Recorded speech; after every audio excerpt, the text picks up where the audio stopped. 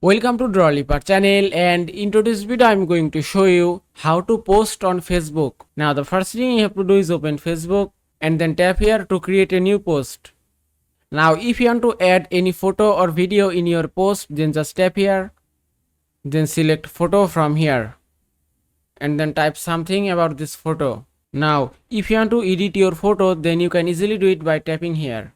From here you can crop your image, then tap on done.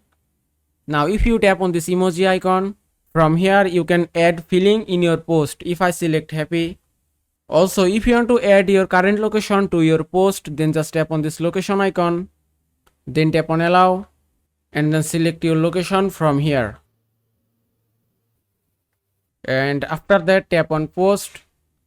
Now if you want to share this post to Instagram, then just tap here, but I skip this part and give it a moment. And it's done. Now you can see the post has been uploaded successfully. And that is how you can post on Facebook. I hope this video was helpful. If it was, please give it a thumbs up and don't forget to subscribe.